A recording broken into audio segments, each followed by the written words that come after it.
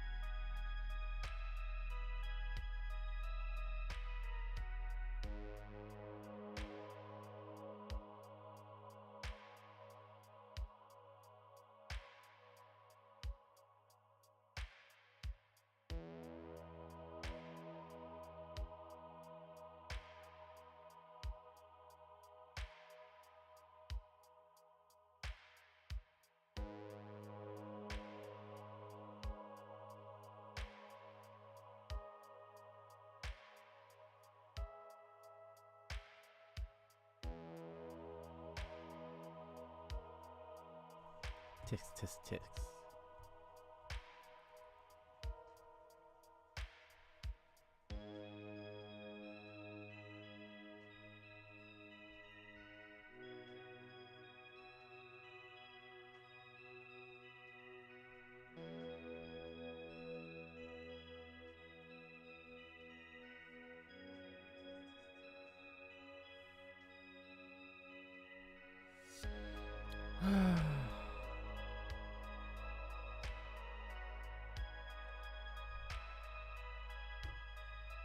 Always gotta go after the good ones.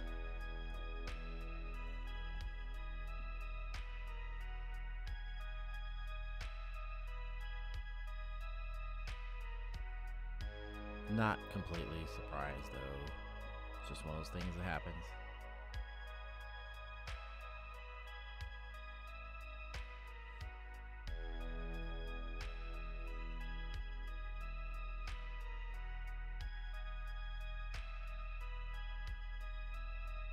My only thought is, why couldn't it have been like Neil deGrasse Tyson or Bill Nye or something?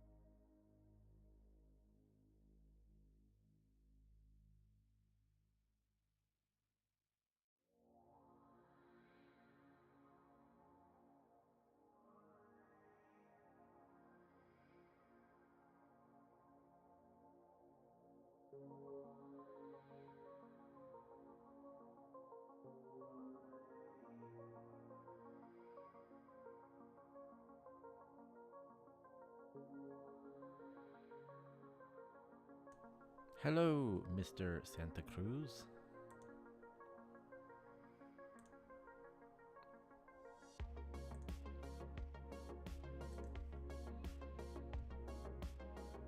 Did you just get here? Or you been here for a couple minutes?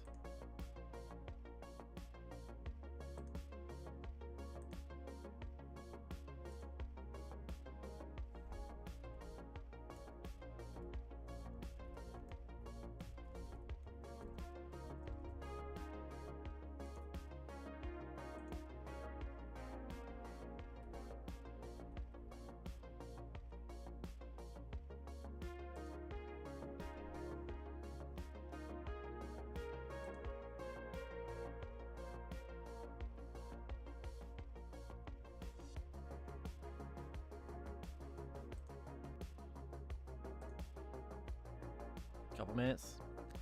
Did you see the Linus Tech Tips bit there? I don't know if you know who that is.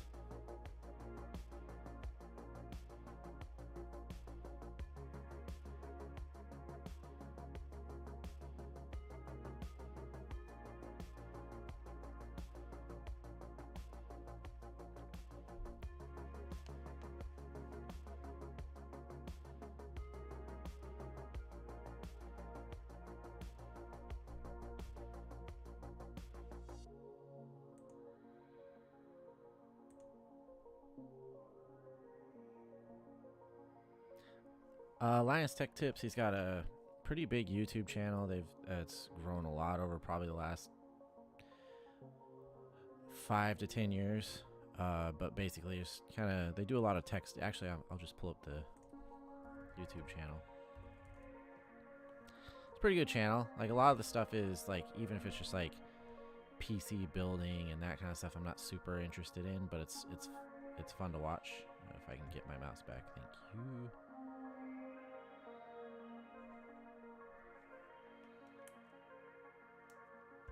Would probably help if I had a real mouse pad.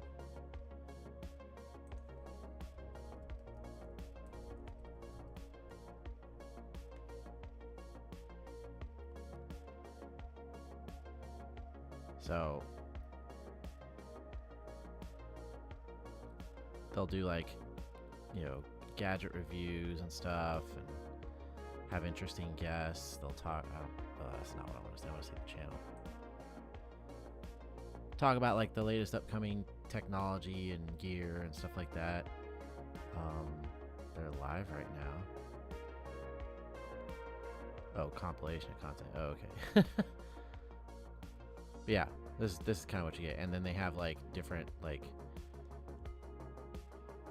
hosts and stuff now. But yeah, it's a pretty good channel, pretty good, like seemingly pretty cool guy. But apparently they're in some hot water over there. I guess this isn't the beginning of the issues. This is just kind of like stacked on top of it.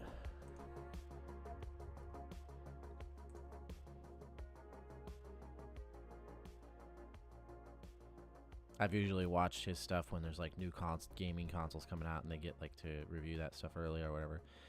But I guess there was already accusations of theft, lapses in ethics, and now this one here that I'm not going to say on stream. But yeah, so now they're pausing all production to improve its review process, and they're investigating. So, fantastic.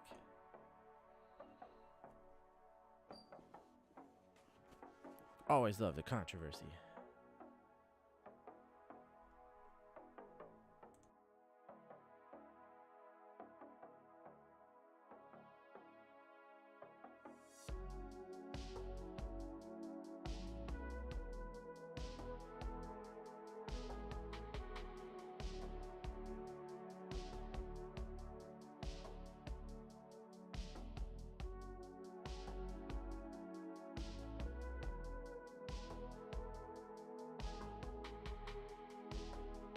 Suppose I should unmute my mic here.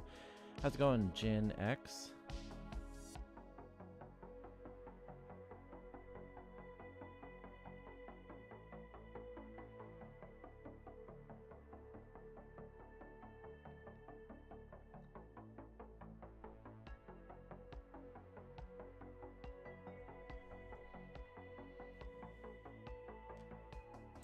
Yeah,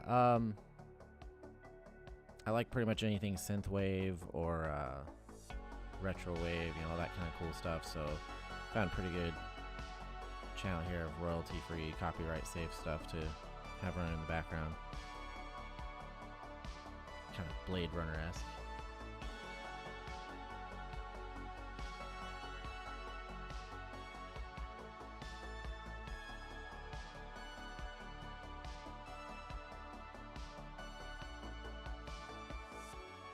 Steam dams.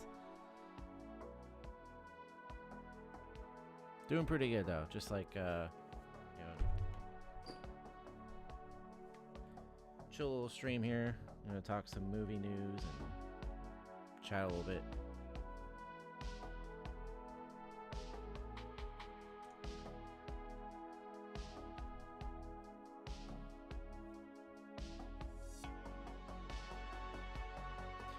I am a huge fan of Blade Runner. Both of them, actually, the original and 2049. I've been meaning to watch them for like 6 months now.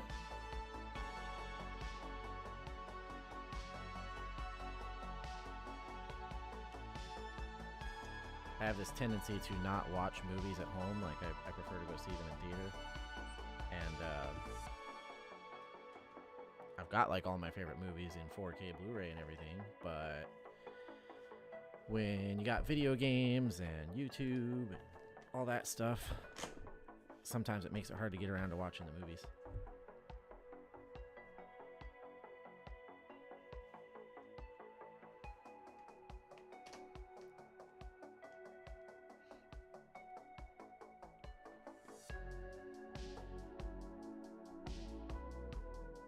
I am also a huge Star Trek fan, and these random headlines pop up periodically about the fourth Star Trek film in the Kelvinverse, which I do like. I think it was a really good series, and a little disappointed at the current state of that part of the franchise, i.e. nothing happening.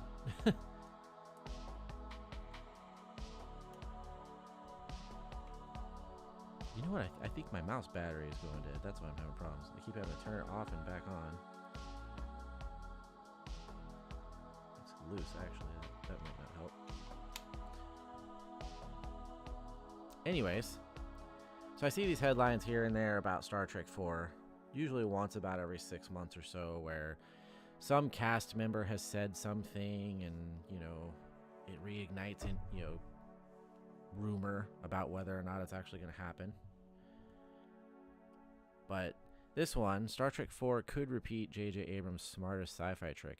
I actually have not read this article yet, so I'm kind of interested to see where they're going with where they're going with this.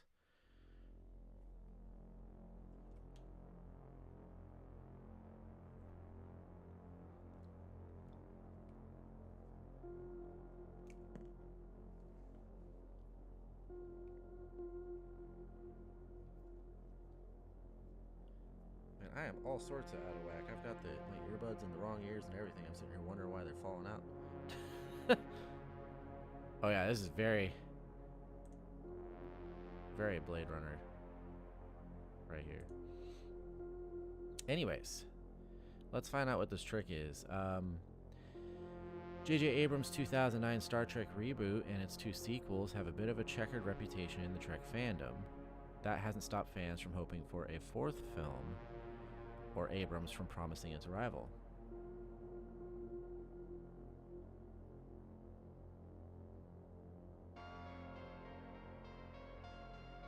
I mean, that's possible. Everything I've seen is that basically all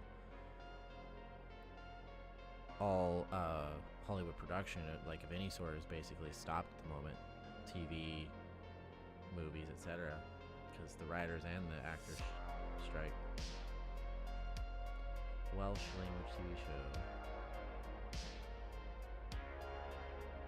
That sounds like it would actually be pretty cool.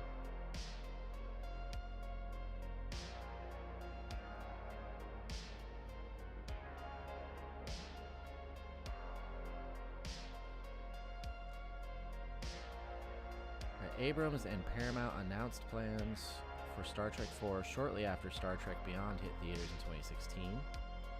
I remember that. And a script was written that would see James Kirk, played by Chris Pine. I think he did a pretty darn good job. Trek through time to save his late father, George Kirk, played by Chris Hemsworth. We saw him in the first film. Fans guessed the Kirk's time-traveling odyssey would somehow cross over into the Prime timeline, where the vast majority of the franchise is set. But Abrams' Kelvin universe has been quiet lately, though the cast seems game to return for one last adventure. Nothing has been confirmed. I actually did, I may have talked about it a couple times, but I actually did a commentary video talking about this subject. I think it was about... Yeah, actually, let me pull it up.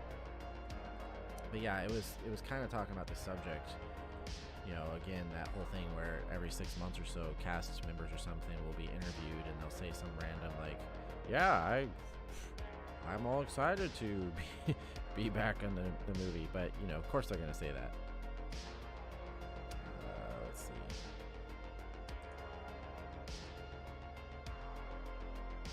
Wasn't that long ago. Oh, Star Trek Cursed. Maybe that was it. I don't remember which one it was. Oh, wait. Because, what is this? What is this one site? Oh, we got this covered. I think it was one of their things.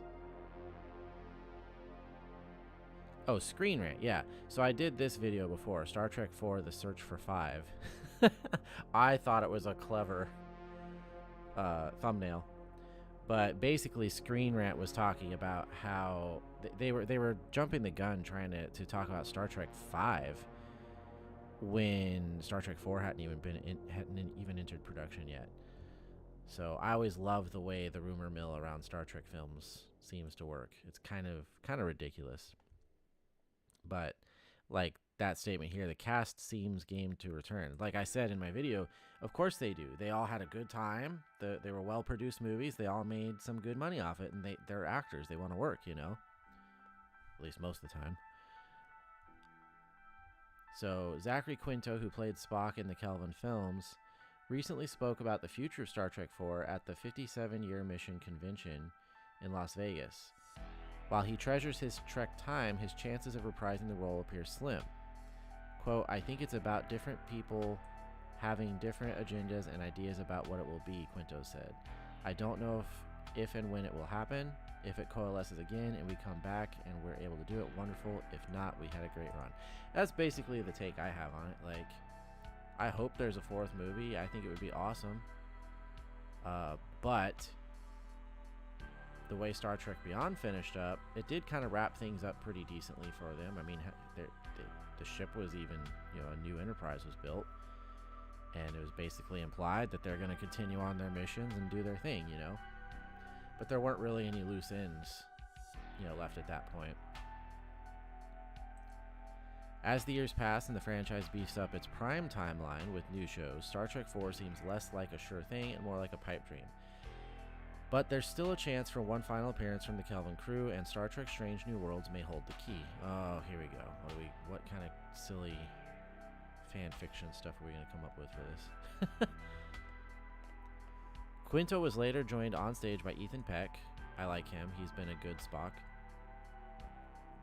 Who's taken on the role of Spock in Strange New Worlds. His incarnation of the character, like Quinto's, is slightly different from the Spock of the original series, as Strange New Worlds takes place before the original voyages of the Enterprise.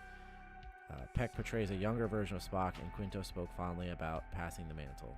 His comments make it hard not to think of Quinto's own encounter with Leonard Nimoy's Spock in Star Trek. The pair briefly met in the 2009 film thanks to interdimensional shenanigans, and it felt like a passing of the torch. Though Star Trek 4 has been in limbo for some time, well, some time? Let's see, they said 2016. Yeah, like 8 years now. It's kind of a pretty long gap if you're going to continue the series. It would be nice to see that trend continue with Quinto and Peck. Of course, that would involve bringing the Kelvin crew into the Prime Trek timeline, however briefly. But Strange New Worlds has shown a willingness to experiment. Just look at its recent crossover with animated Lower Decks. Star Trek 4 can pull it off too, it would be a great send off to the cast and a great entry point for fans of the Abrams film who've yet to explore the new Star Trek series. I don't know. Sometimes you really can go overboard with fan service. I think the term gets a bad rap. I feel like you're supposed to make your show for your fans, but fan service itself is like kind of another level. To me, it's like what Star Trek Picard did with the final season. The show went from like kind of crapping all over everything that was the Next Generation cast and Picard as a character and human, and all these other characters, just kind of messing with them, to season 3 trying to make up for all that by being the biggest piece of fan service ever. The only problem is then it just kind of ends up silly, really. So, I mean, I'm sure, we've done these crossovers before. That was how the Abrams film started, was essentially crossing over the Prime timeline and creating a new cast and everything. I just don't know about like bringing them now again into the Strange New Worlds universe. I love Strange New Worlds, by the way. It's great. Like, really good series. This was a good time. These 3 movies, that was a good era. Like, I remember all the hype leading into Star Trek 2009. What's going on here? Why is this muted?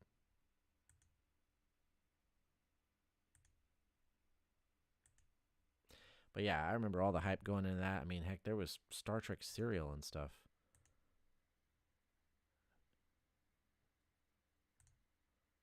Oh, what? There we go. There were toys.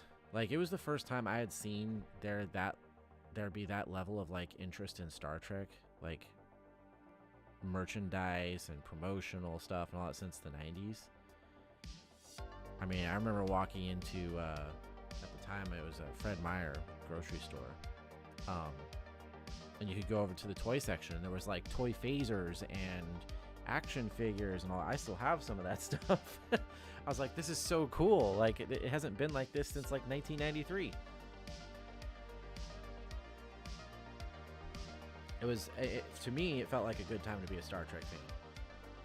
And then the movie came out, did really well.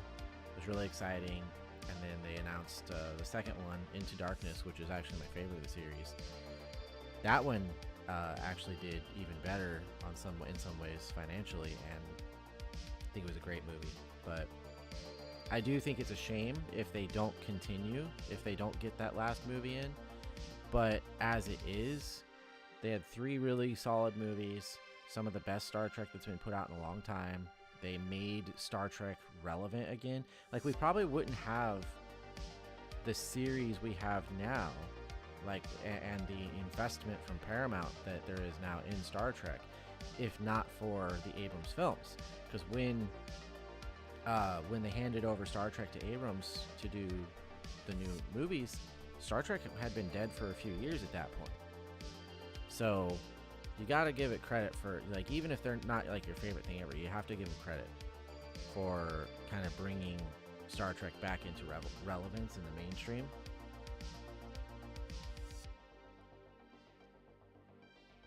Plus, they were just awesome movies. So, I don't know about doing this, though. I feel like at this point, if there's going to be a 4th Star Trek film, I want it to, or if there's going to be any more of this cast. Like, to me, this is a movie cast. I don't feel like you bring Chris Pine, Quinto, Simon Pegg, etc. into the small screen for a Star Trek adventure. It just doesn't feel right. You know, they are supposed to be on the Enterprise in IMAX. And if they're going to get one last adventure of some sort, I would prefer to see it be like that. You know, one big hurrah on the big screen. So, we'll see. Like I said, I don't know if it'll happen. Abrams has said he wants to do it. He's announced several times that it's definitely happening, so I'm not sure. Although I was never a real huge fan of the idea of the Chris Hemsworth stuff, like having them bring George Kirk back into it. As much as I love the Kelvin, it was a cool ship and all. Like, we get enough time travel in Star Trek.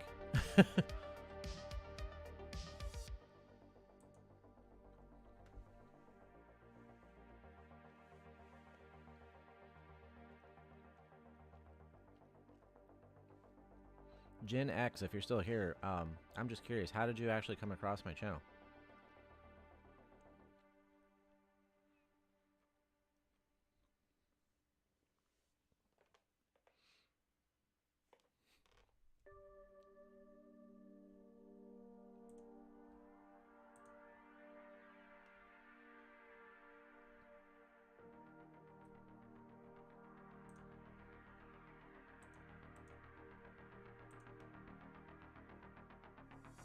There's no such thing as enough time travel. I don't know about that. I feel like that might be something a Doctor Who fan says. Speaking of Chris Pine and Star Trek 4 and Collider, none of these sites are sites I actually like. Came up randomly in the suggestion. Well, that's good news for me, I suppose. That's pretty cool.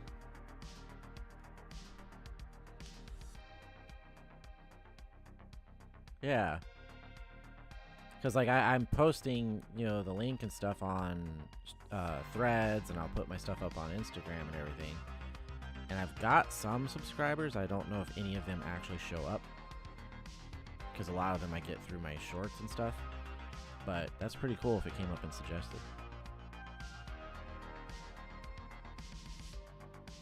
But yeah, so speaking of Star Trek 4 or the Kelvinverse, Chris Pine was a great Captain Kirk, actually. Well, I think we already knew this, but let's see why Collider thinks so.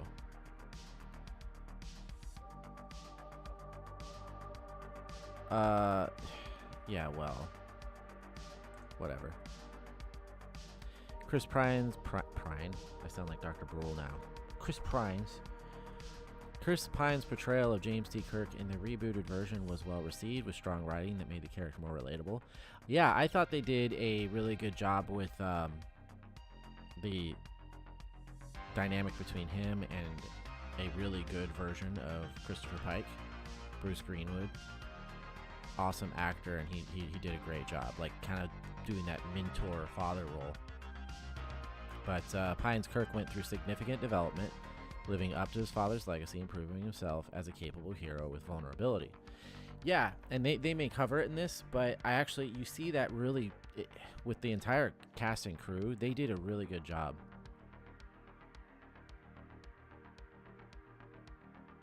I want a Calvinverse starring. Oh my god. Wow. But That's what I need next. I need a soundboard. Well, I could get a soundboard on the computer, but I mean, like, what do they call it? A Stream Deck. Yeah, that's it. You get a Stream Deck. Put in some little sound effects and stuff.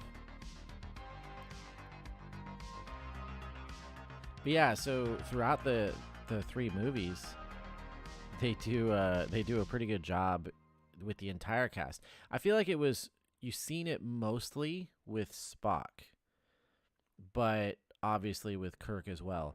By the beginning of Star Trek Beyond, you could tell this crew had like really matured into their roles, and there wasn't like huge time skips or anything like that. It was several years of adventures across the three films. That's the dumbest thing I've ever read, and I wish I'd thought of it first.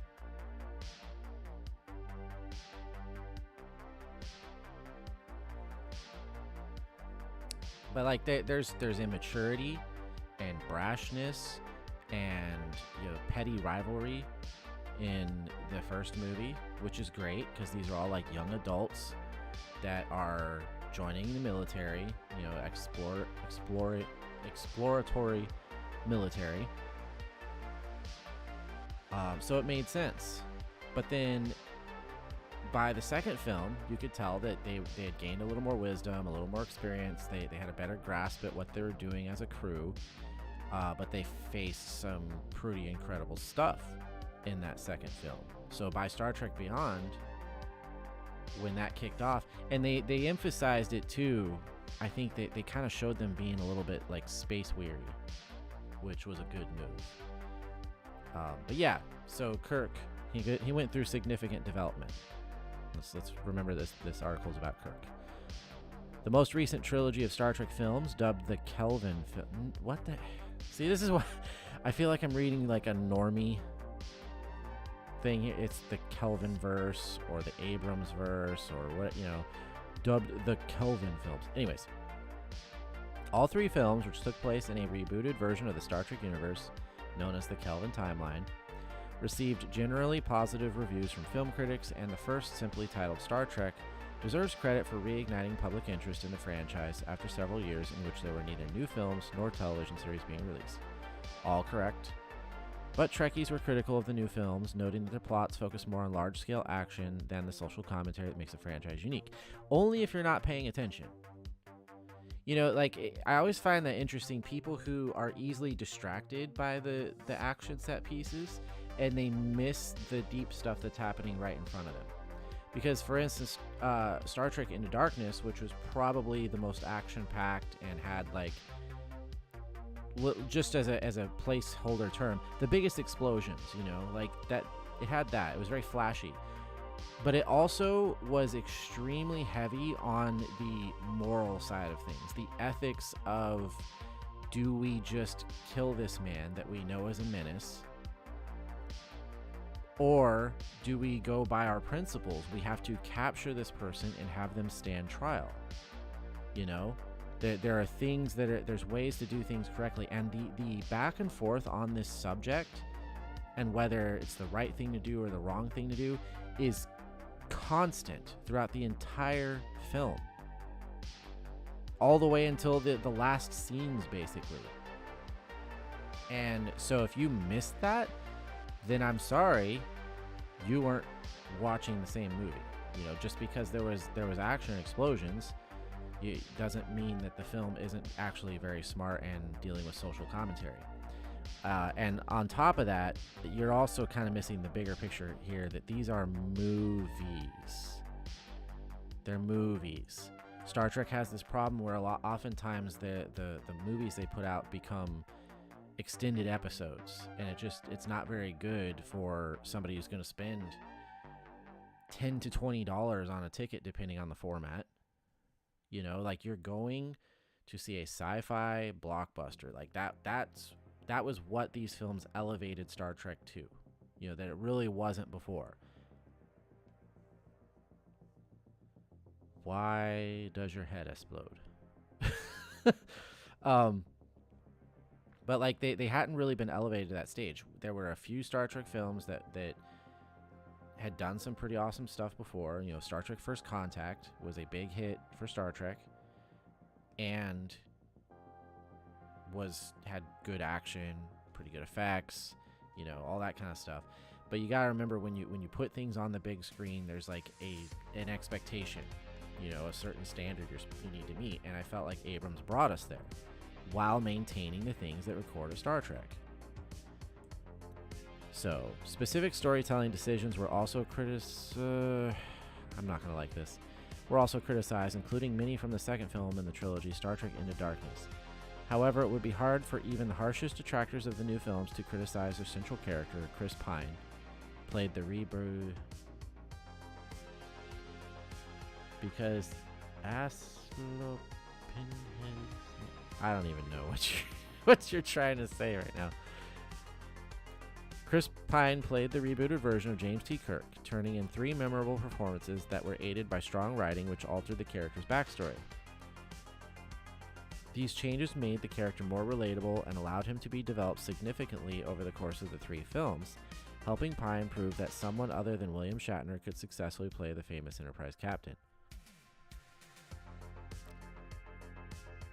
Do we need an explanation? I think we all understand the Kelvin timeline.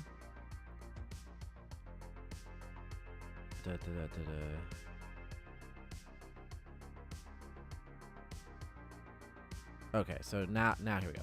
So cut to 25 years later. Jim was living in Iowa and doing little with his life, despite his genius-level intellect. While hitting on Starfleet cadet Nyota Uhura, Jim was confronted by other cadets who subsequently beat him up in a bar fight. The fight was stopped by Captain Christopher Pike, Bruce Greenwood, who basically, he ends up challenging him to follow in his father's footsteps. He joins Starfleet because he basically doesn't see that he's doing anything else with his life. Essentially, his whole character and demeanor, it like they say, it was relatable. Okay, he's a guy, he does these things, he gets in trouble, he's a little bit lost, he's not like the perfect upstanding Starfleet captain, he had to start somewhere. And then of course he kind of has to begin leaving that behind when he does join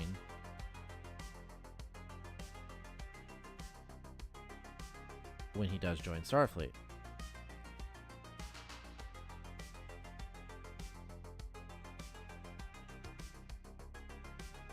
So I don't necessarily agree with this. It says his deliveries also immediately separate his work from Shatner's. Pine speaks in a much quicker, more free-flowing manner than his predecessor, and while Shatner's more theatrical performances work for his Star Trek projects, the changes Pine made were essential in making the character believable to a wide modern audience. I don't know if I fully agree with that. I actually felt like in a lot of ways you could feel the same kind of mannerisms in his speaking, but maybe that was just me superimposing Shatner over Pine.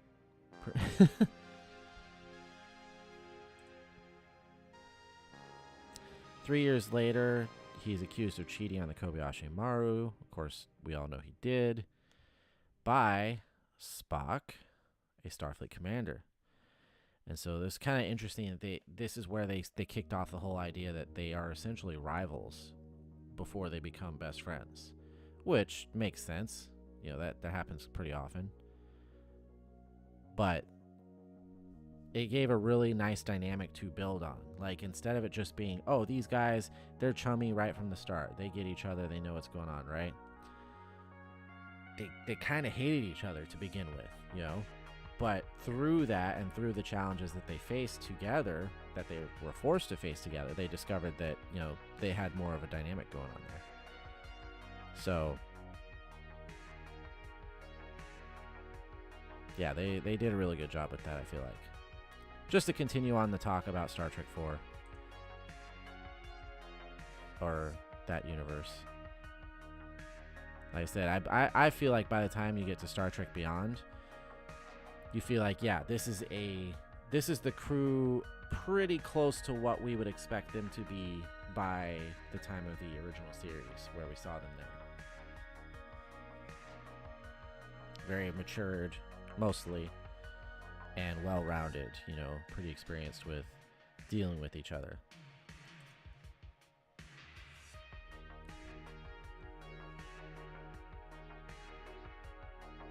Exactly, like the Kirk that we know that William Shatner played was at a completely different stage of life and career, and of course, because of the alternate universe aspect, different experiences. But yeah, we had to see it build to that point. And I agree. I felt like that ending was definitely a nod to William Shatner, the way he kind of overemphasized certain parts of his speech.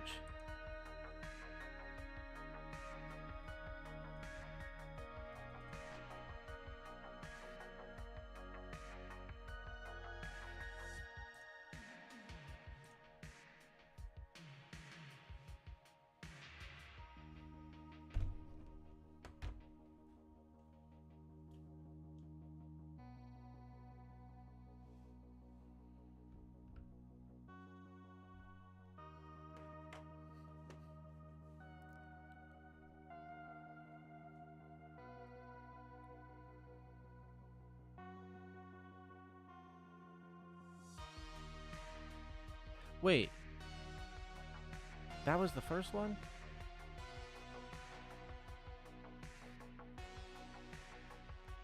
Because there was a similar...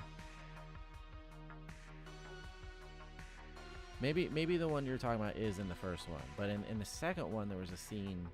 Because remember, what's her name is there too.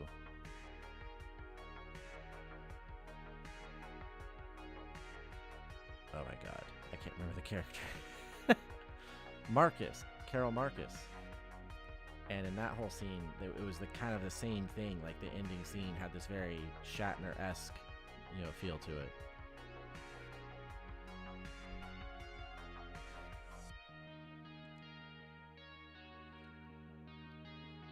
But I also feel like that's what happens. You can either play a caricature of William Shatner, or you can play Kirk. And I think that when it came to the entire reboot cast, that obviously they were all good actors, but they were directed well as well. They weren't put in a position where they were, for whatever reason, they were playing caricatures of Shatner, of Leonard Nimoy, of Rachel Nichols. Like, I can't remember all their names now. But they played the characters that they embodied instead. And so they're going to be a little bit different, but you're going to see the same DNA of the characters there. I feel like it's kind of like when people do like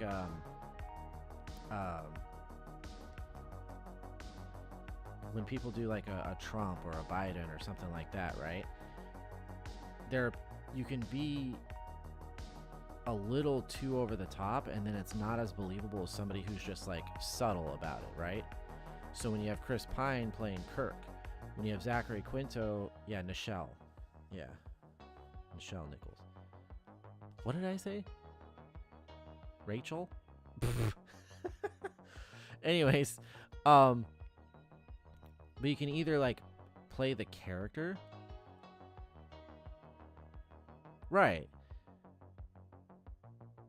Because if you go back and watch Star Trek the original series, or you watch the Star Trek film, the original film series, it's not as exaggerated as people make it out to be when it comes to these characters. These were very well developed. Does Shatner have a way of acting? Of course he does, but that became Kirk, right?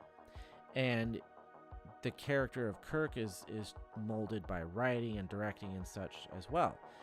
So later, when you're going to play a character that is Kirk, well, that's who you're playing. You're playing the on-screen representation. You're not playing William Shatner as much as him is in Kirk. Same thing with the other actors. So I think, we might have like our memories kind of colored by the fact that how many SNL skits have we seen, where, I don't know, Jim Carrey or somebody is impersonating Kirk or William Shatner, right? And then, of course, because we're seeing this impersonation of William Shatner, we're directly tying that to Kirk because that's who he was for 30 years or whatever. So, I feel like subtlety is best when you're doing these characters. Correct, Agent Tomcat. That would be the cast of Star Trek.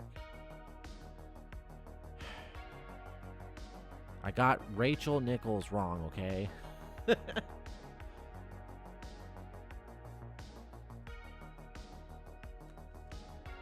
And wait a second.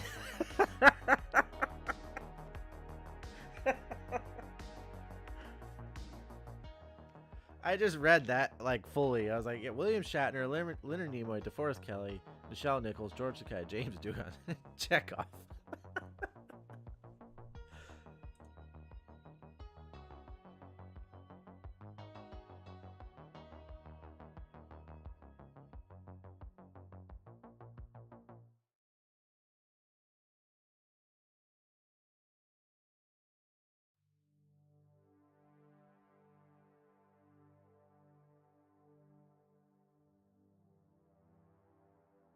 The guy, He had a name, sir. I can't remember. I can't remember it, but he had a name.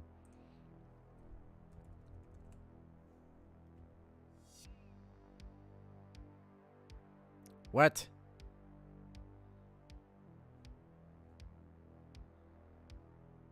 That's an interesting. So, Anton Chekhov. Pavel Chekhov. That's the one we want. Pavel Andreevich Chekhov. Walter Koenig and Anton Yelchin. Rest in peace. He was a cool kid. He was in some good stuff. And he was actually Russian. He was actually born in the Soviet Union to a Russian Jewish family. If I remember right, Walter Koenig, I don't think he was actually, or not Walter Koenig. Yeah, I don't think he was actually Russian.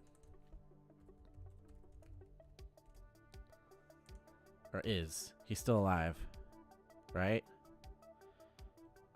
I'm not assuming he's dead, right? Oh my goodness.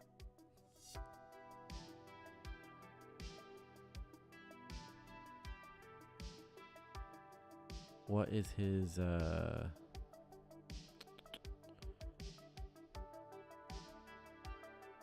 he wore a wig?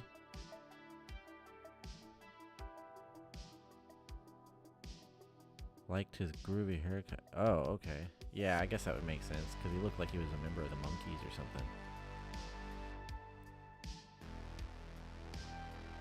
That's funny.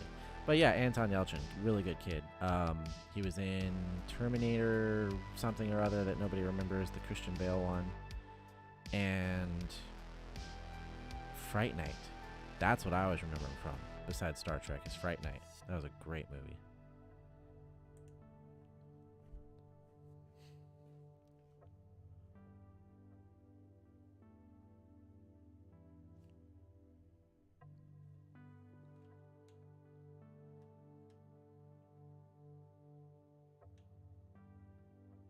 And see, I know that affected things too when he died.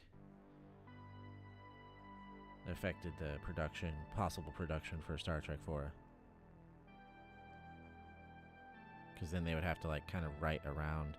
And I mean, there was fairly easy ways to get around that. I mean, at the end of Star Trek 4, we showed him they showed him hitting it off, or Star Trek 3, excuse me.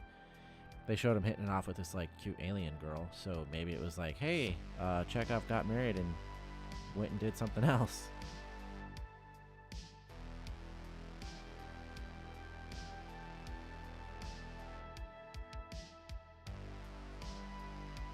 Yeah, and I think that Yelchin actually did pretty well for that in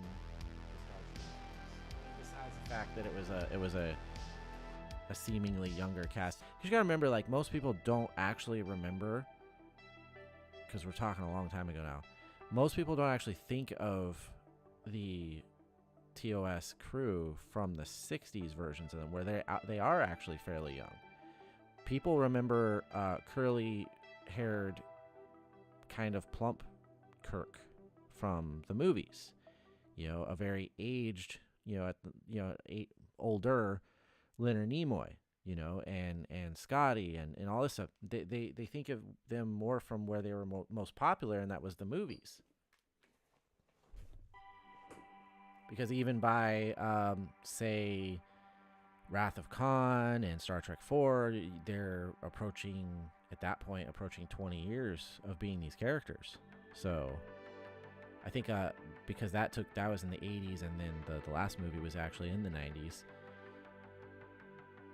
that's more relevant in people's minds, that image. So this cast just automatically has this like younger appeal to it. But Anton Yelchin was a really good like draw for the kids.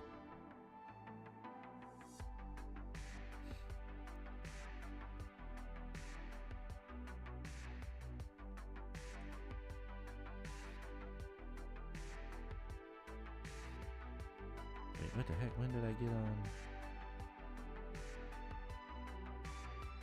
I have no idea what's going on with my music. Oh, it changed. Oh, okay.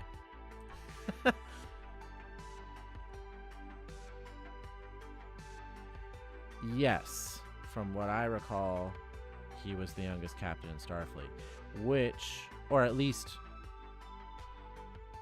because remember, the Enterprise was not his first command, right? Because I believe that Strange New Worlds is setting up for Kirk to, because he's in command of, what was the other ship? But yeah, at the time that was like kind of crazy to be, I think he was like 30 or something like that. He was captain.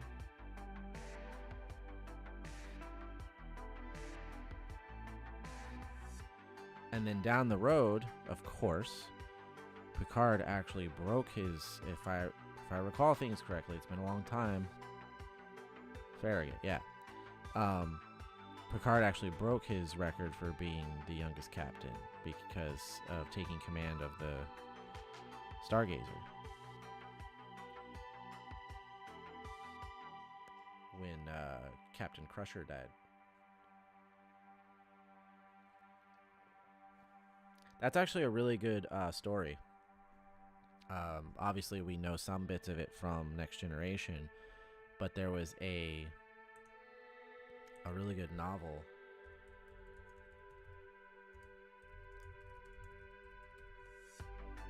This was a really good series. Wait. No, not this one. The Lost Era is what I'm thinking of. The Lost Years. That's funny.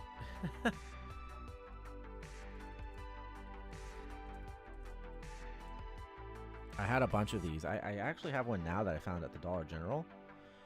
My favorite was the one that was about the Enterprise B. Reunion.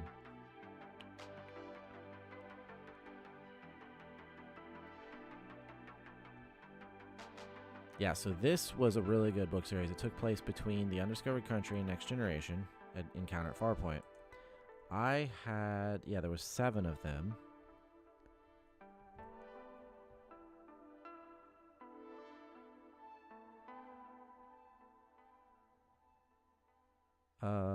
Let's see.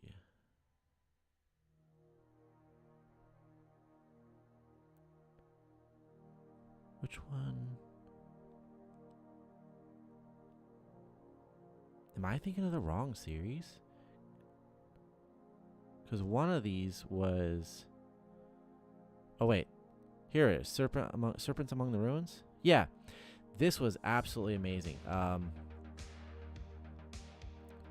The novel was written as a form of rehabilitation of the reputation of John Harriman, Captain of the Enterprise B.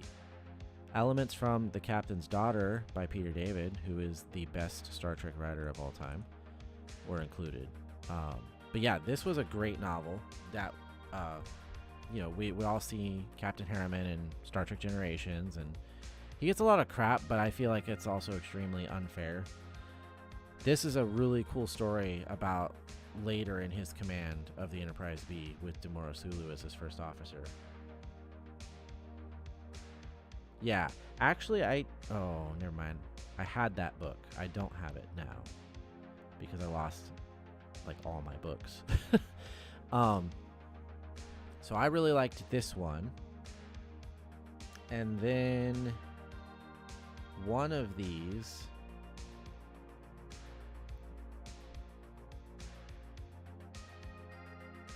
was about the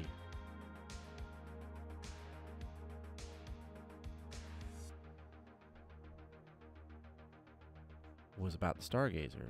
I could have swore. Or that was a separate book from a different series. Either way. All right, Gen X. Thanks for joining us. Hopefully you enjoyed the stream. And see you next time.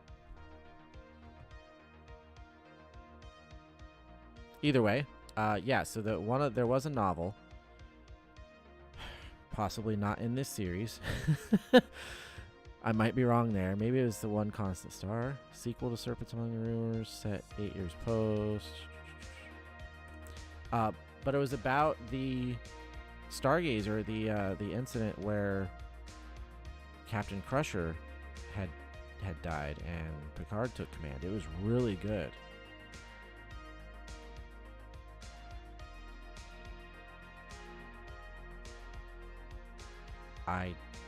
Once again, I don't know what you're doing or what you're on about, Agent Tomcat. See you later.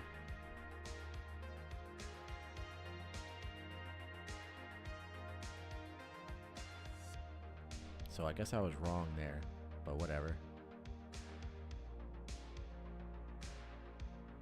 Good series though. At least the my memory of it and the one book that I apparently actually read.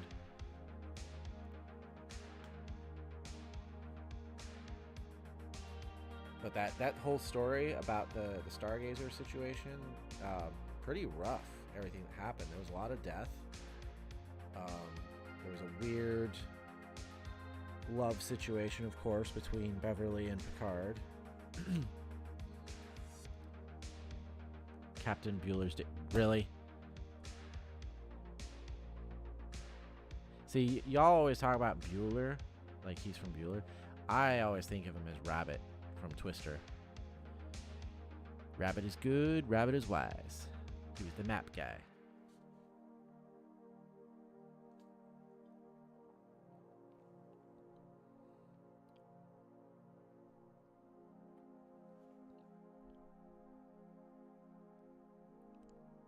Of course, we all know that the greatest Star Trek novel of all time is Star Trek The Next Generation, Q Squared. I once actually owned 2 different actually, one was given to me by Matt, and I still had, I don't have it anymore, unfortunately.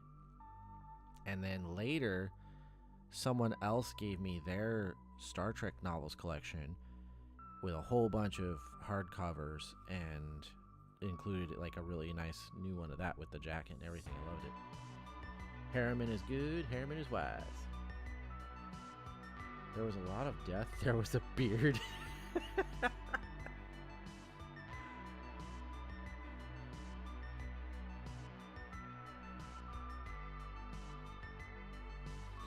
So, on to other movie news. Yeah, I mean, I read Q Squared like 3 times the first time I borrowed it from you. And then eventually when you just let me keep it, I don't know how many more times I read it.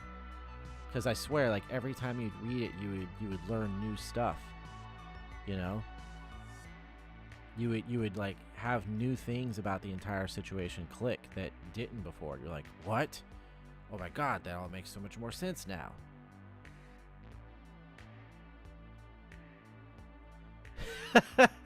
Sulu, all I'm saying is don't fold the maps. There's a crease right across Alpha Centauri.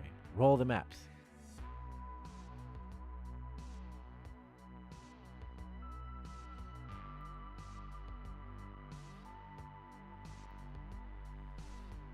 So, I don't like the way this has been covered, so of course I'm going to talk about it. Mission Impossible being my favorite movie series, and Screen Rant sucks. This stupid... let me see if it's still there. Yeah.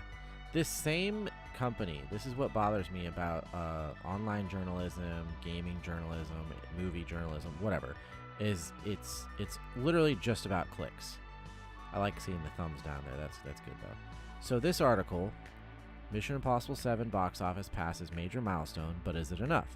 And when you read through it, you'll kind of understand that it's kind of explaining and giving some leeway to the film for the whole situation, which is appropriate.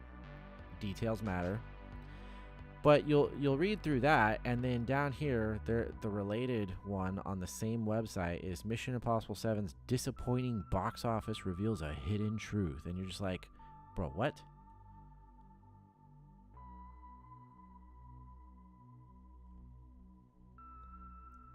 Anyways, so I'll go through the article, and of course I have plenty to say about the subject. Mission Impossible 7, also known as Dead Reckoning Part 1, box office total is now 522 million worldwide, with only a 29% drop in its fifth weekend. See, and that's good right there, because one of the things they always bring out is how Tom Cruise films don't necessarily have the biggest opening ever. Obviously, Top Gun Maverick being the exception, that had a huge opening. But they also do really well down the long run. People continuously go to see these movies. The word of mouth is always really good because they're good movies. People will tell their friends, hey, you need to go see this. Sometimes they pay for their friends to go see it. Sometimes they see it 3 more times themselves, So they do really long, have really long runs where they make good money throughout for the most part. The film has faced stiff competition due to the Barbenheimer phenomenon, with both Barbie and Oppenheimer continuing to dominate. There's details to this. The film's monster budget of $300 million means it needs to earn around $600 million before it becomes profitable, but the recent numbers suggest there is still hope. So, literally just yesterday, I remember I was seeing people sit there and say, oh, Mission Impossible is about to lose Paramount $100 million. I'm like, bro, no, it's not. Because they're using a formula. If the movie costs $300 million, then they're using a formula essentially. I know this song. I've heard it. Anyways, they're using a formula to kind of guesstimate what it takes to reach profitability, which includes marketing and all these other things that go into the movie. So they guesstimate $600 million is where it needs to hit to become profitable. This is not an official number. This is not something Paramount has said or anybody else, right? Number one, what I believe they mention it here, but the $300 million, the reason why it's that high, the stuff you see in that movie did not cost $300 million. As awesome as it was, the movie probably had a budget of around $190 million or so. That gets estimated to be 290 right now. But 2020 happened, so there was delays, there was reshoots, there was insurance, there was all this stuff that ballooned the cost of the film. It was not a $300 million movie to begin with, right? It was probably in the range of 150 to 200 million. So I think Paramount knows this. And again, I don't think they're holding it against this movie, because nobody actually expected Barbie and Oppenheimer to be what they became. Going into the week, the lead up to the release of those movies, after Mission Impossible actually had a pretty good opening. It made $80 million over 5 days, which is the biggest opening that the franchise has had. And then it was like $57 million over just the 3-day weekend part of the opening, which is just below Fallout. And then overseas, it actually was tracking ahead of Fallout, which of course is the biggest film in the franchise. So it has just crossed a major box office milestone. It still has a little ways to go. The film hit theaters last month to strong reviews. It is actually still the best reviewed movie of the year, both from critics and from audiences. Now per Collider, Mission Impossible Dead Reckoning Part 1's box office has crossed $500 million worldwide. Despite competition, the sequel is showing strong staying power, with only a 29% drop in its 5th weekend. The movie grossed $4.5 million domestically and another $20 million from international markets, bringing its domestic total to about $160 million and its overseas to $362. So its worldwide is $522. Now, the thing is, like I said, nobody was expecting Oppenheimer and Barbie to become this Barbenheimer meme thing, right? Going into the week of release, those movies were tracking to do about half of what they ended up doing. Oppenheimer was expected to make 40 to 50 million, which for a R-rated kind of biopic-ish movie that's not part of a franchise or anything, that was considered good. and Barbie was expected to make about 80 million or so. Well, then the weekend happened, and Oppenheimer made like 80 million for second place, and Barbie made like 150 or 160 million, something like that. They basically doubled what they were expected to make. So not even the studios that put the movies out were expecting that. So nobody would have thought that, right? And so Mission Impossible should have been just fine opening a week and a half before those movies. But then there was the other problem of Oppenheimer took over IMAX and basically all the other premium large format screens, which is a big deal because Mission Impossible movies do very well in large format and IMAX. So that takes away a pretty good chunk of the viewing, experience that could have made money for it. So, while Mission Impossible 7's overall box office performance is still lower than recent franchise installments, the film budget certainly hasn't helped matters. Mostly due to complications arising from 2020 things, the film cost a staggering $300 million to make, which, using the standard blockbuster break-even rule, means it needs to earn around $600 million before becoming profitable. The most recent numbers and low fifth weekend drops suggest there's still hope left for it to, as Barbenheimer hype fades.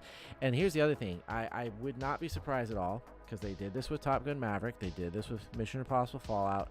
Like, they almost always do this with big-time Tom Cruise releases. Later in the year, it'll likely get a IMAX re-release. When Oppenheimer debuted, it got 4 weeks of basically exclusivity to like all the IMAXs, and then before they hit the 4th week, they extend it for like another 3 weeks or something. So here we are in week 5, so still a couple more weeks left where Oppenheimer will hold the IMAXs, and then even after, it'll probably keep basically all of them. I feel like in a month or so, when the summer season dies down and people are not doing this Barbenheimer meme crap, that IMAX will open up and have Paramount put Mission Impossible back out for a re-release, and they'll put out some ads and stuff like that saying, oh, back by popular demand, that kind of thing. And then they'll get a little bump. I wouldn't be surprised if it came out and, it made another 10 to 20 million additional just from that. So in the US, it could get even more elsewhere. Either way, I feel like people are trying to blow this up because of how huge Maverick was last year. Like, literally the biggest movie of the year. An incredibly massive, like, cultural phenomenon, basically. And so the expectations were, somewhat fair, to be high for Mission Impossible 7, especially because Fallout was so successful. Mission Impossible Fallout made just under 800 million worldwide. It was like 722 or something like that. So it did really, really well. And obviously, in my opinion, kind of launched what is now Mission Impossible's exclusive domain of like the action epic. So I think it'll be just fine. I think Paramount, once they saw what was going on, they were kind of like, all right, we're in this for the long haul. Like, Indiana Jones already has a streaming release date, and there hasn't even been mention of that yet for Mission Impossible. So I think they're trying to ride this out the same way that they left Maverick in theater for like 6 months or whatever it was. It was kind of crazy. I think they'll go ahead and, if it's making a few $1,000,000 each weekend and another 5 to 10 million overseas, they'll just keep pulling that in. There's no reason to pull it from theaters. And then if they get that second release in IMAX, I think they'll be good. It wouldn't be near as big a deal if it wasn't for that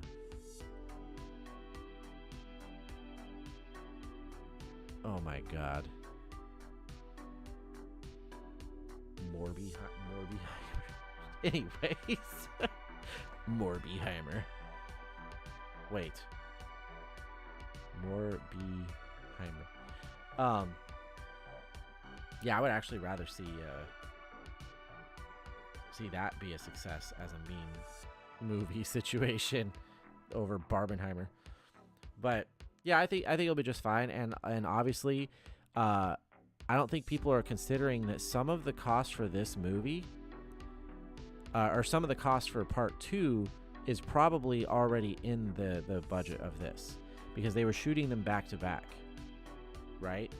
So you've already probably got a lot of things shot for the second movie, and a lot of expenses for the second movie are probably rolled into the cost of the first movie. So when you get to next year and the second film is going to come out, I feel like Morbenheimer would be better than Morbiheimer. Morbenheimer, yeah. Let me type that in. Morbenheimer. That makes more sense to me.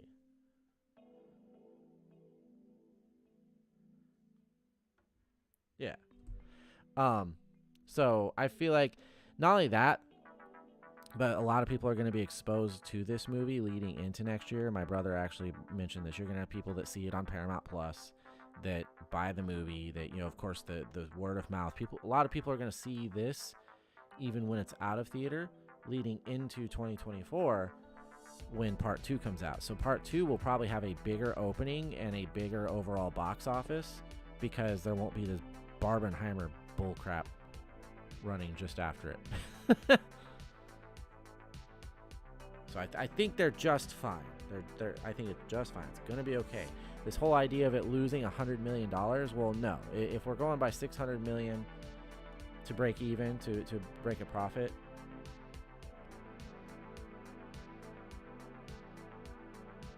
oh, okay. Yeah, but Morbenheimer sounds way cooler. And it's already at $522 million, and it's probably going to be in theater for a while longer, and then possibly that IMAX re-release that I think is going to happen, then it'll get closer to that. And so even if it does technically lose money, it won't be that much, and it'll mostly be because of the inflated production cost that nobody was expecting in 2020. Now I see a contrast there to Fast X. Now keep in mind, I'm actually a big fan of the Fast and Furious franchise. I actually saw Fast 9 in IMAX. What was it, like 2 years ago? Or I can't remember what it was. I think it was in 2021. And I thought it was cool.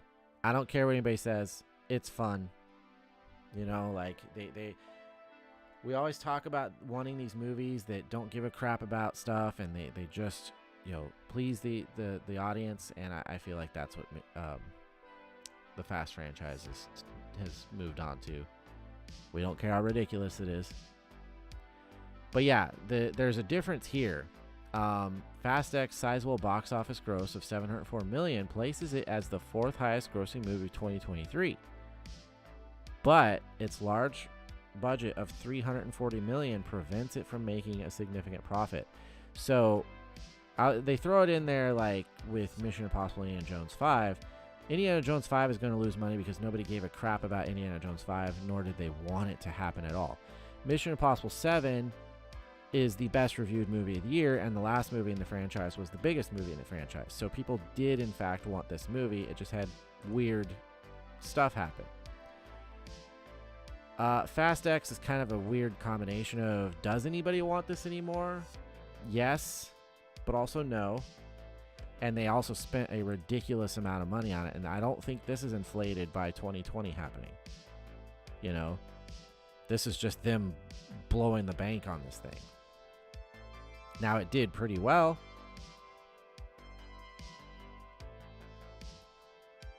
It'll turn a minimal profit. It sped its way to $704 million after opening to $320. Yeah, so like it had a really good launch. I was actually kind of surprised. Obviously, not a lot of this was in the U.S. A lot of it was overseas, but still, it was kind of crazy. It made a lot more money than I thought it was going to make. Right, talk about a course correction and an enormous retcon. Well, see, here's the thing.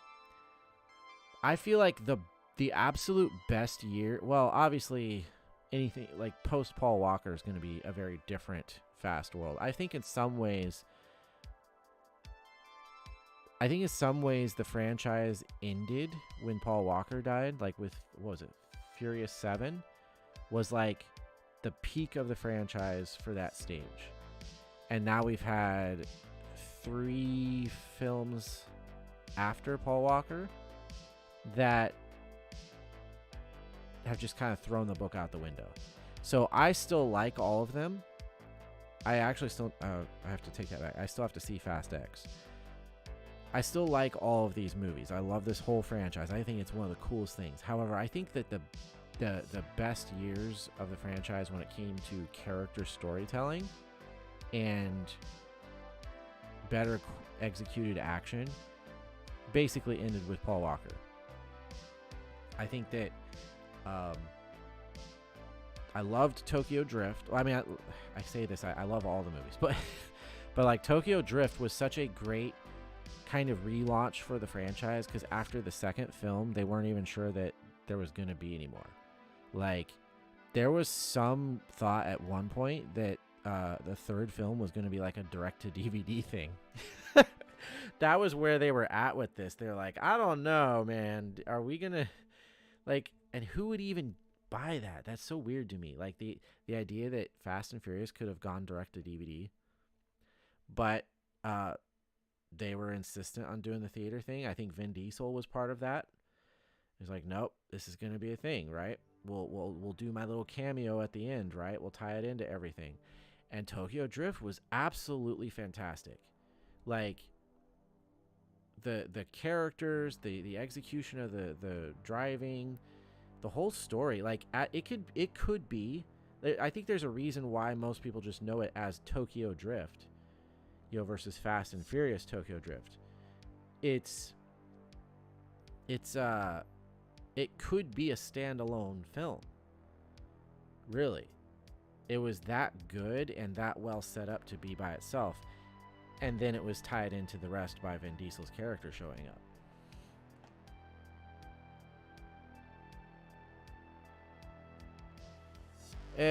I'm not a fan of any of that kind of stuff. I rather they just move on without him. They've done a pretty good job of basically like showing that he's there but not showing him, and I'm kind of just fine with that. I don't like deep fakes. I don't like AI replacements for stuff. I'm good without any of that. I don't know if they would. I feel like that would be the last straw of like how they milk this thing.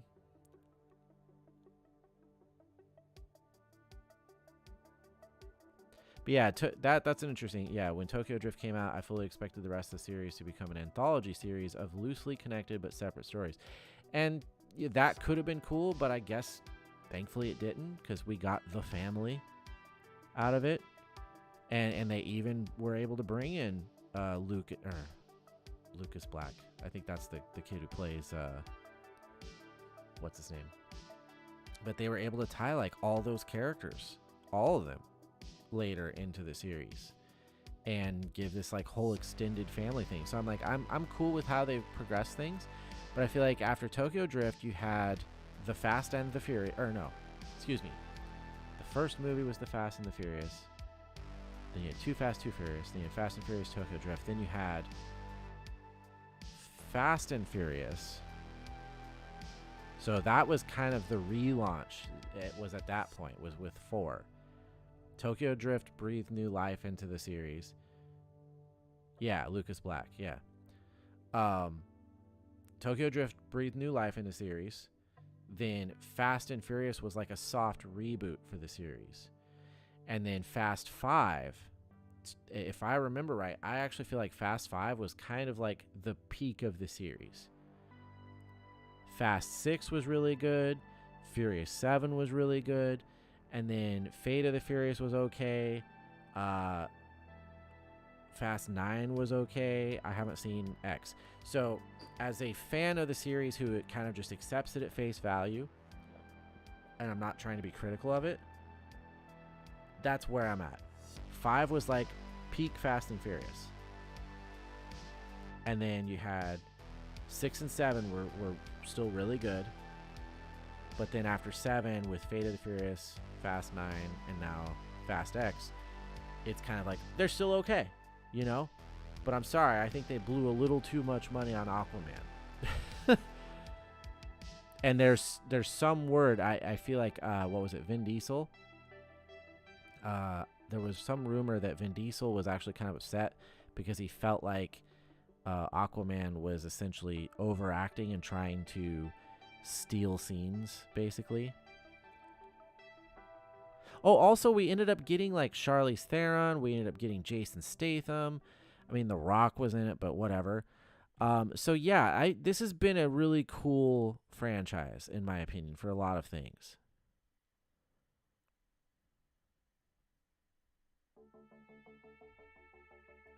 They want to compare Fast X to Barbie. Comparatively smaller budget, blah, blah, blah. Yeah, but $145 million? That's not a small budget, and that's probably in the range that Mission Impossible Dead Reckoning would have been if not for 2020. Somewhere between 150 and 200 million. And it's already made over $1 billion at the box office. Yeah, but it was a meme. It was a meme. There's no substance there that made this, like, for some reason, everybody just had this. It was literally just a hype thing, a meme thing.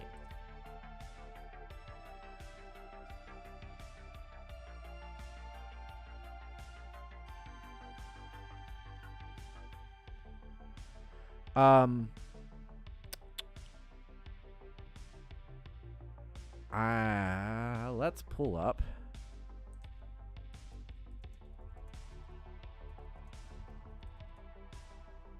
Because now I'm curious whether that's 4 or 5. Oh, Fast 5. Yeah, that's such a great name, too. Not only that, but that's the thing. Fast 5. Oh, they've got them in chronological order here, too. That's cool. The correct timeline order of the movies is The Fast and the Furious, Too Fast, Too Furious. Then Fast and Furious, Fast 5, Fast and Furious 6, The Fast and the Furious, Tokyo Drift. And then it goes back. Yes, I think... Here, give me just a second.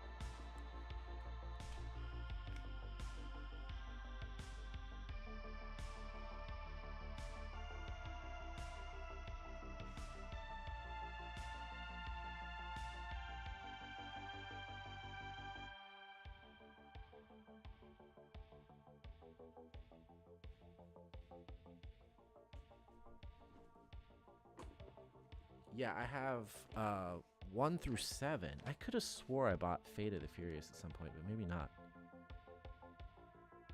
I have 1 through 7 because I bought like a bundle off of Amazon years ago of the first 6. And then when Furious 7 came out, I bought like I think it's a steelbook. So I think I have a steelbook of Furious 7. But I still need to get the last. And then, of course, saw the Fate of the Furious and Fast 9, F9, the Fast Saga. Saw those in theater.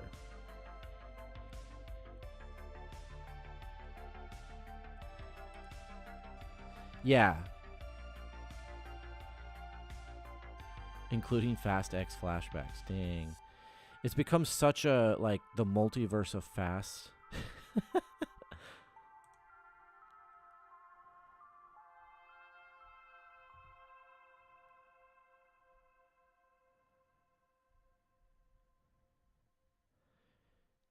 Dang, what?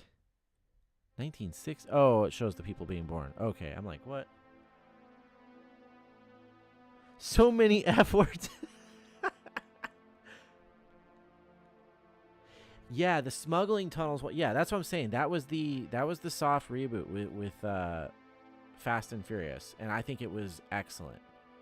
And then Fast 5 was like the FCU. Yeah, the Fast Cinematic Universe. It really is, though.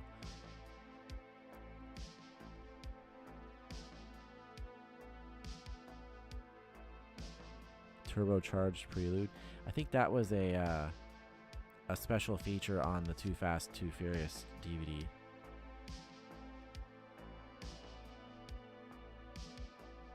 Phoenix Calderon is killed by Dominic Toretto, 2009. That was events of Fast and Furious. Yeah. Declared dead by the FBI.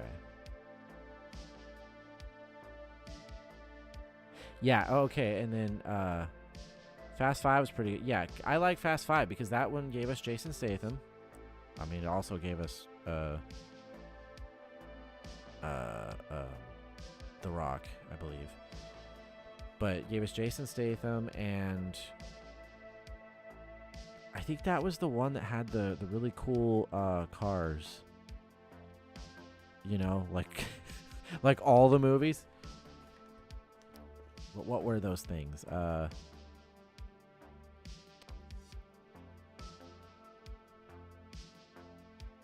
Dominic Toretto's crew still. Yes, this was the one in Brazil, right? Is this the one in Brazil? Being the second film of the second trilogy. It's so funny how fast. Get it? How fast the Fast saga has gone through its trilogies compared to like Star Wars or something. Where it took like 40 years for Star Wars to do 3 trilogies. Fast has already like surpassed their 3rd trilogy and headed into their 4th.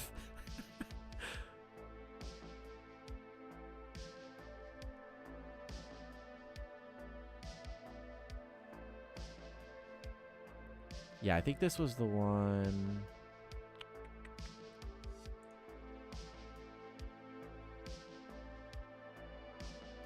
Vault heist. Yeah. This is the one where they had the Chargers and they were pulling the vault out of the building. Yeah, I really like this one.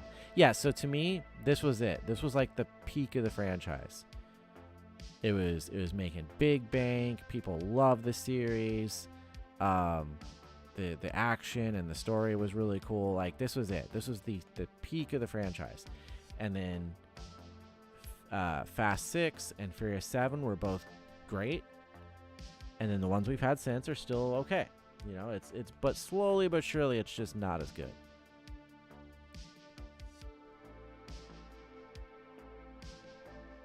But I love the series.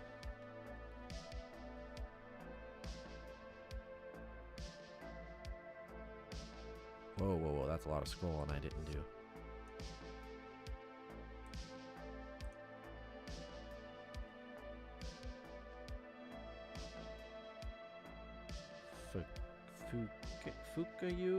Fukayu Nebula? What?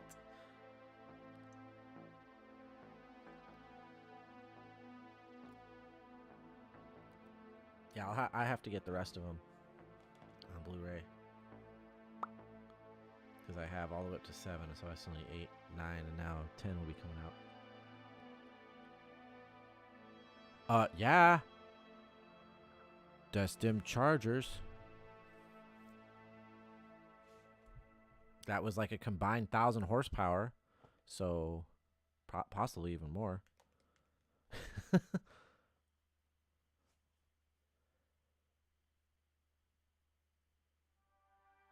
I did buy a Blu-ray at the at Dollar General the other day, and now I can't remember what I even bought.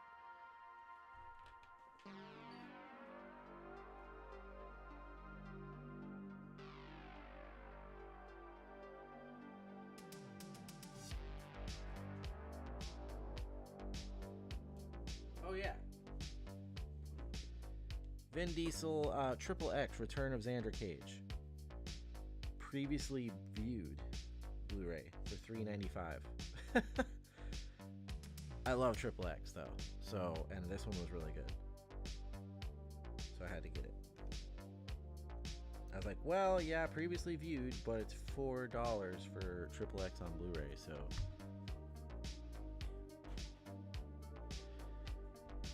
But of course, I own all these Blu-rays and I never watch them. Like I was saying earlier, I've been just about to watch Blade Runner 2049 for like a year now, so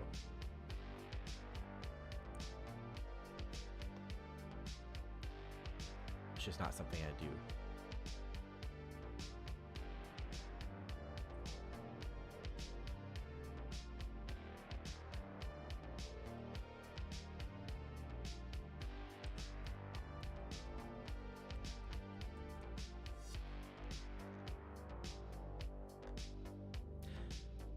So I'm assuming you guys saw, or I told you or something, but I do have the new streaming schedule. I made a new banner today. I was pretty excited about that. I wanted to start looking a little more professional.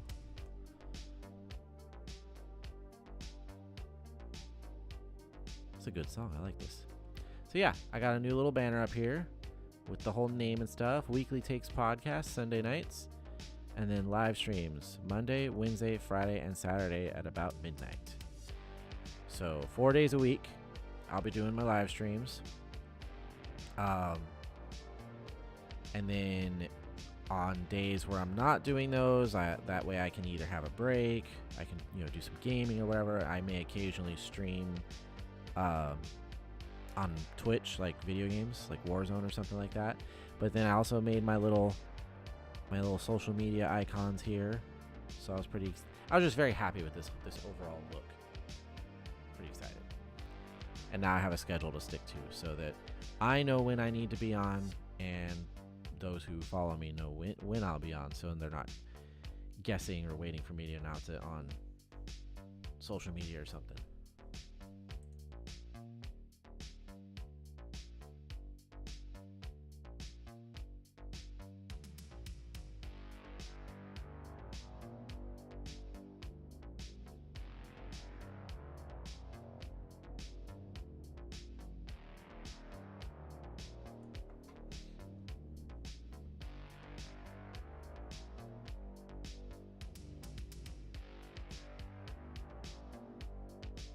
Yeah, I had a post the other day where I was like, I started doing this 3 years ago, and it was basically just me putting my phone into the cup holder of my car and talking to the phone as I drove home from work or to work or something. This was obviously in May 2020. And to go from that, and that was what I would upload too. Yeah, actually, let's go all the way back and take a look. That's what I would upload. Literally just straight up the crap I recorded on the phone camera. Not realizing that what I should have done is just turned on a voice recorder, talked to that, and then put it to like a blank screen or something. But what's crazy too when you watch these, obviously I had a different channel name. I was Hands Free Entertainment. What? Fast and Furious 6 was released in Japan as Wild Speed Euro Mission? Bro, that's so cool. That's what we should have called it. But the other thing that's crazy about these videos is at the time something was wrong with my voice. And like you'll hear it if we turn it on. But I think I had gotten sick that year. It had lasted a while. I think I had gotten sick in like 2019, and I still had like an infection had like swollen my tonsils or something. I don't know, my adenoids or whatever, because you'll hear it in the video. All right, time for the drive home. Just got done with work. This is what my channel used to be. Smoother of a, I guess we'll call it episode or video. Back when I had air conditioning in my car. A little introduction out of the way. Should be a little bit more fun. But something that I edited out of my first video that I had alluded to a little bit was the fact that I'm a server. So yeah, I went from doing this. I work in a restaurant, pretty darn busy. And it gets to a point where you can't even like hear me. Depending on the week, it can fluctuate. Let me see. Quarantine is sick. Yeah, it's like raining, and there's the car sound and everything. And I don't want to hear it's not like the flu. The fact is, it's a respiratory disease that comes around. Oh my God, I was talking about. Management decides no more sugar caddies. And guess what, sugar? You have. Okay. Yeah, my voice sounded really weird. Now I have to go all the way to the back of the restaurant. But yeah, it's just me complaining about the service industry, of course, about the managers and stuff. But yeah, So that's what my channel was originally, and now I'm up here doing live streams. I have like a weekly podcast. My other little videos are, like legitimate videos now. I don't know. It just feels really cool. Like 3 years to get here with this stuff. So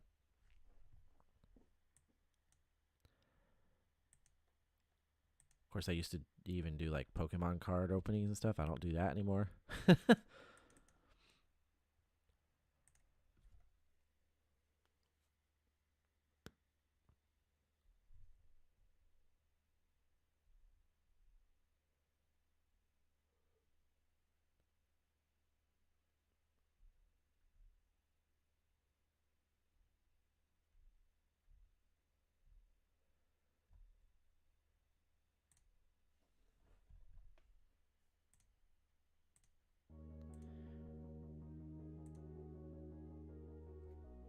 Yep.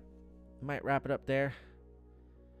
Didn't get a lot of people in here tonight, but primarily my thing, like, there's going to be streams where I do 2.5 hours, possibly 3 hours. I think I'll end up going longer when I have like more people in the chat, and there's more going on, because I'm like, okay, cool, there's like people here to entertain, and I can start growing the audience. But for these other streams where there's just like not a lot of people coming in, I think it'll be like they'll be a little shorter. Just so I'm not sitting here trying to like space it out or anything.